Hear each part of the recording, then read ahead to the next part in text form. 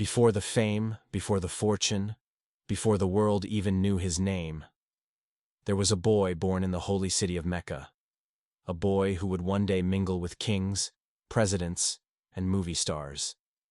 A man whose charm, wealth, and profound mystery would captivate an entire generation. His name? Adnan Khashoggi.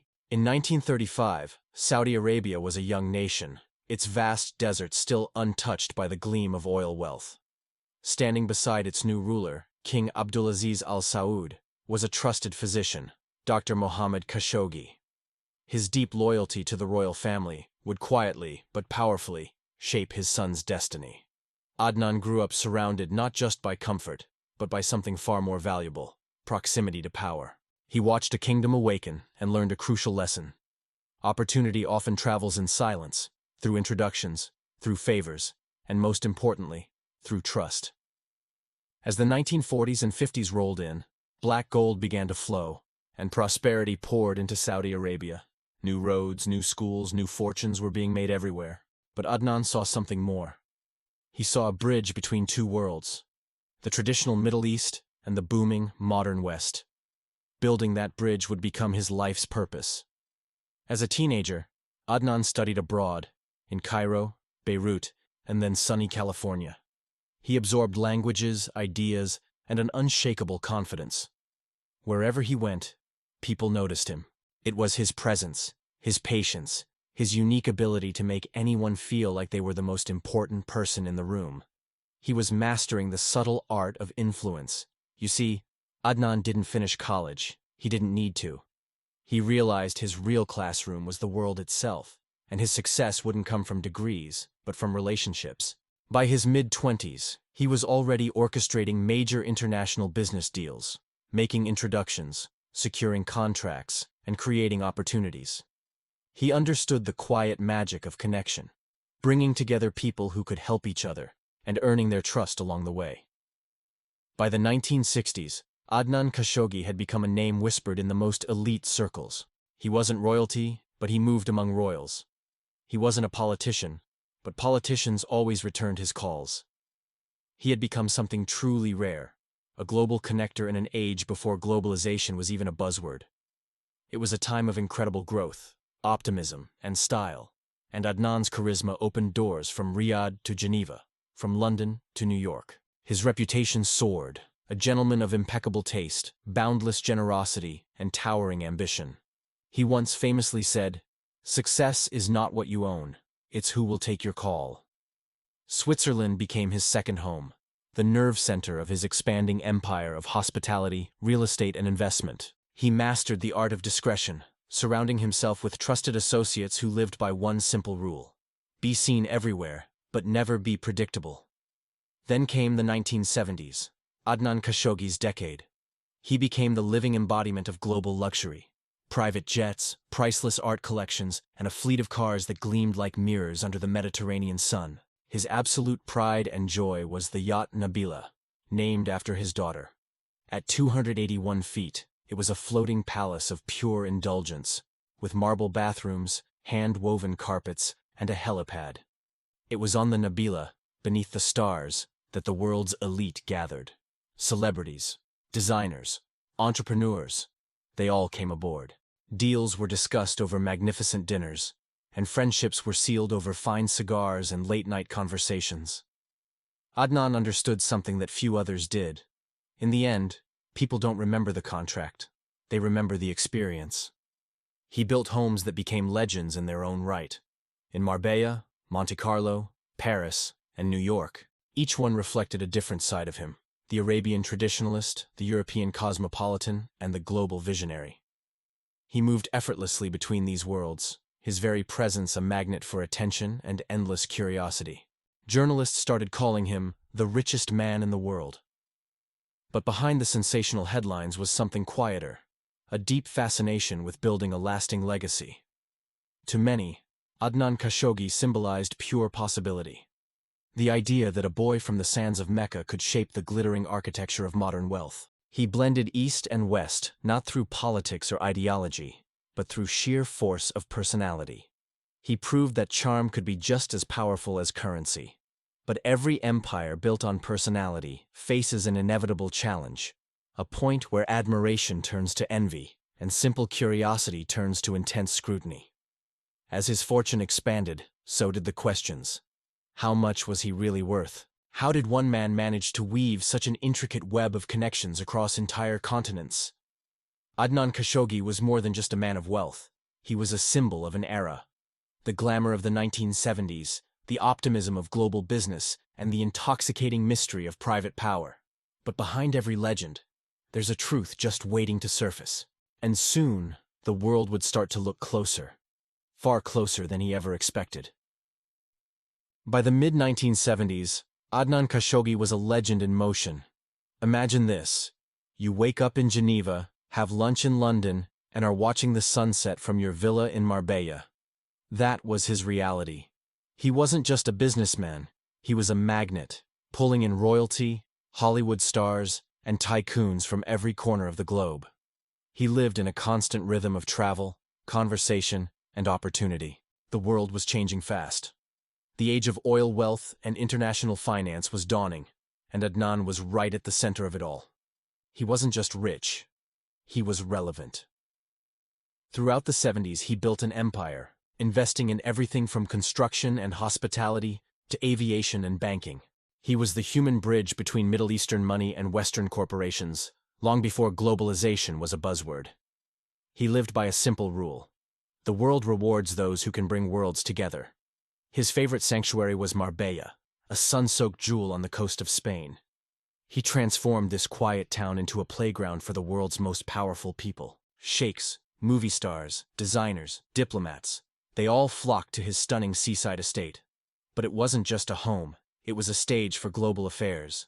Those who visited remember the atmosphere not for its excess, but for its incredible ease. Adnan had this amazing gift for making everyone feel like they belonged to a grand, glittering story. In his world, boundaries just melted away. East met West, tradition met modernity, and business was sealed with friendship. Paris adored him too. He kept suites in the finest hotels, was a regular at fashion shows, and befriended the designers who dressed the world's elite. His charm was universal. It needed no translation. His lifestyle wasn't about showing off. It was about feeling at home everywhere in the world. But for Adnan, luxury was never the end game. It was the currency of influence. Every dinner, every party, every handshake was an investment in people, in reputation, and in future opportunities. He knew that in this new global elite, an introduction could be worth more than gold. Then there was Switzerland. Here, his business life took on another dimension as he diversified into banking and international property. From the outside, his life looked effortless, but behind the scenes, it was a finely tuned machine. He managed a complex network of accountants, advisors, and managers to ensure his global empire ran like clockwork. Adnan Khashoggi had become more than a man. He was a brand, synonymous with elegance, access, and unspoken power. And of course, there was the Nabila, the most famous private yacht in the world. At 282 feet, it was a masterpiece of steel and splendor, filled with Italian marble and fine woods. It had its own cinema, a salon, and a crew that operated like a five-star hotel. But the Nabila was more than a status symbol. It was a floating embassy. Deals were struck, alliances were forged, and dreams were born under the Mediterranean stars. Everyone who stepped aboard left with a story to tell. Reporters couldn't get enough of him. The jet, the cars, the parties. But beneath the spectacle was an intensely private man. He kept notebooks filled not with transactions, but with the names of people he could help, people who trusted him. He once told a friend, "Money comes and goes, but trust. That's what makes empires last." By the early 1980s, Adnan's world was boundless. His contacts list was a global who's who of power. Presidents, film stars, CEOs, they were all in his circle. His personal network stretched from Los Angeles to Riyadh, London to Hong Kong. He was the embodiment of an era when globalization still felt glamorous, when a man with charm and ambition could connect continents just by talking. Yet, with great reach comes great expectation. Everyone wanted something from him. An introduction, an investment, a piece of advice. And Adnan gave freely, perhaps too freely. His generosity became legendary. He would gift friends art, luxury cars, even homes. He believed that sharing wealth was the best way to keep it alive. But as the years passed, the world around him began to shift. The easy optimism of the 70s was replaced by the cutthroat ambition of the 80s. Luxury became a competition, friendship became a strategy, and the line between admiration and envy started to blur. For the first time, the man who seemed untouchable began to attract scrutiny. The questions weren't about what he owned, but how he owned it. In a world that loves a success story, people began to wonder, was Adnan Khashoggi brilliant or just incredibly lucky? He never ran from the spotlight, but he understood its dangers. The same light that makes you famous can also make you a target. In the years to come, the world that had celebrated him would begin to pull at the threads of his golden empire. Adnan often spoke of destiny, believing that life, like business, moves in cycles. He once said, "Every empire has its season, you only hope you know when it ends." At the height of his power, surrounded by beauty and influence, few could imagine that his season would ever close. But history has a way of humbling even its brightest stars. By the mid-1980s, Adnan Khashoggi was on top of the world. Newspapers dubbed him the richest man alive. His yachts were the jewels of the Mediterranean. His homes spanned continents. His name was a legend. But for every empire, there's a turning point. And for Adnan, it wasn't an enemy that brought change. It was time itself. The world around him was shifting. A new kind of billionaire was on the rise, less discreet, more corporate. Money was becoming institutionalized. The old world of handshakes and personal charm was giving way to boardrooms and bureaucracy. Adnan had built his empire on relationships, but the rules of the game were changing. Global finance grew colder, faster, and far less forgiving. As the world moved towards transparency, the very qualities that made him invaluable, his discretion and his private network, started raising questions. Rumors had always swirled around him, but Adnan understood that in his world, mystery was an asset. He let the stories grow, let the legends build. After all, perception is half the empire. Still, the whispers got louder. Was he just a businessman or something more? How could one man have so much access to so many corners of the globe? Adnan himself remained calm. He smiled for interviews and posed for magazines, turning dinners into grand performances. He knew that stories outlive facts, but even he could sense the tide was turning. Governments everywhere were changing their approach to wealth. The private world Adnan thrived in was being replaced by a digital one, full of records, filings, and audits. The spotlight was no longer just glamorous, it was forensic. And when you shine a light that bright, even pure gold can cast a shadow. For a man who seemed larger than life, Adnan began to experience something new. Fragility. Some of his closest allies moved on. Trusted partners grew cautious. The circle that once surrounded him began to shrink. But Adnan Khashoggi was not a man who retreated. If the world wanted transparency, he would offer elegance. He launched new businesses, hotels, development firms, charities. He reinvented himself as a global ambassador of luxury and friendship. In interviews, he stopped talking about money and started talking about legacy. "We are all custodians," he would say.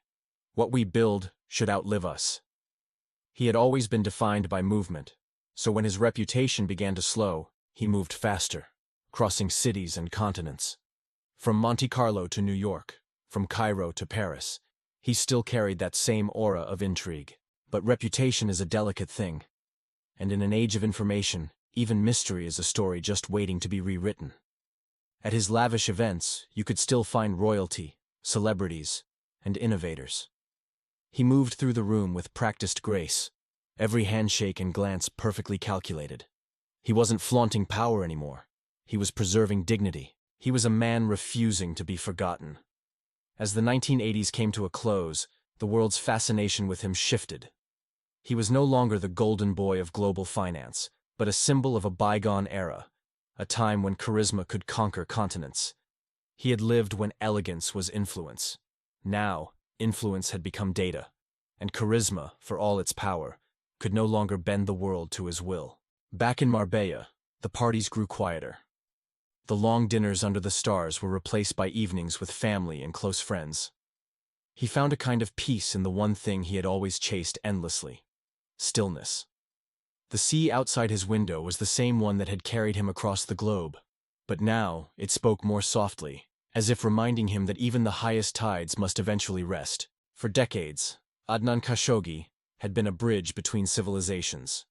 He truly believed that culture, wealth, and conversation could unite people in ways politics never could. And in that belief, he was ahead of his time.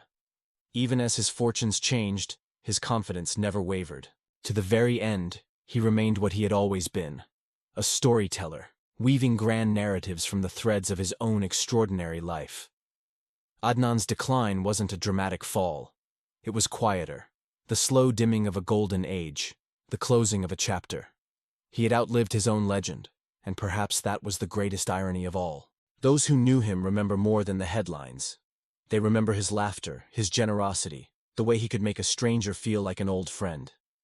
They remember the way he carried himself, as if the world wasn't something to be conquered, but to be understood. History often judges by balance sheets and numbers. But legacies are measured differently, in the hearts of those touched by grace, by vision, by the rare gift of presence.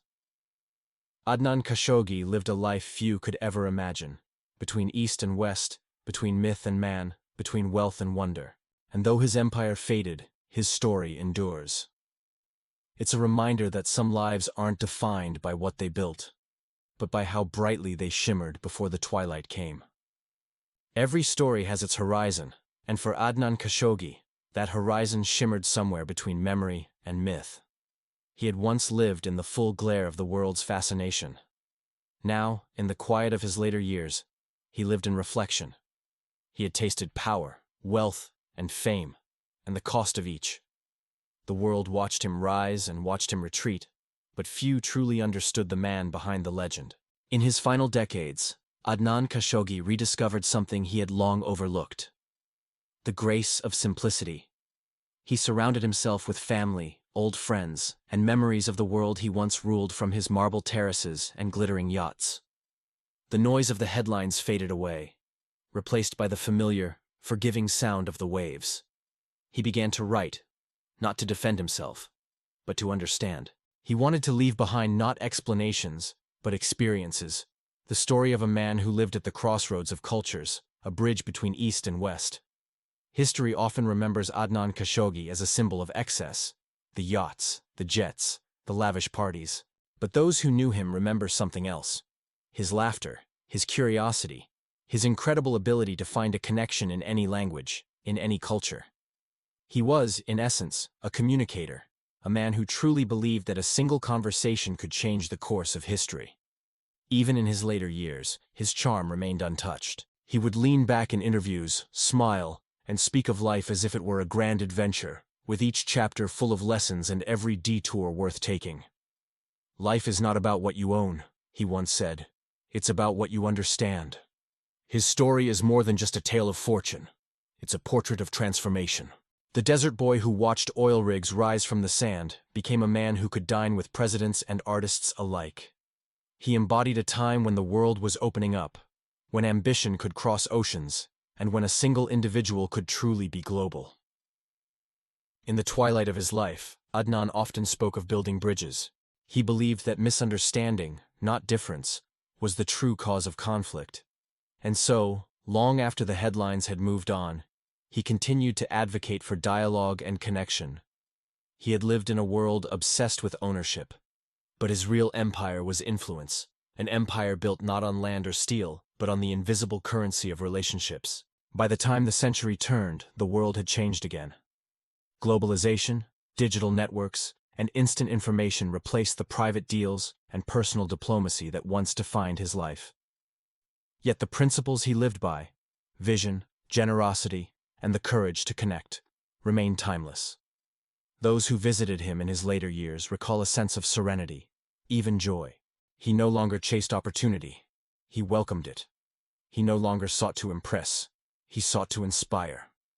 And he often spoke of gratitude, for the people, for the moments, for the extraordinary story that had been his life. He knew his legacy would be debated, Some would see the tycoon, others the host, and others still, the dreamer. Perhaps all were true, because Adnan Khashoggi had lived not as one person, but as many. To his admirers, he was the bridge between cultures. To his critics, the face of opulence.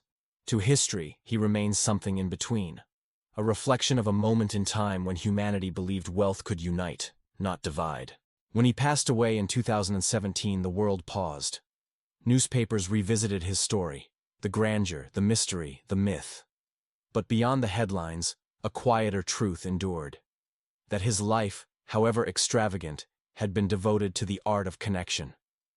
And so, the story returns to where it began.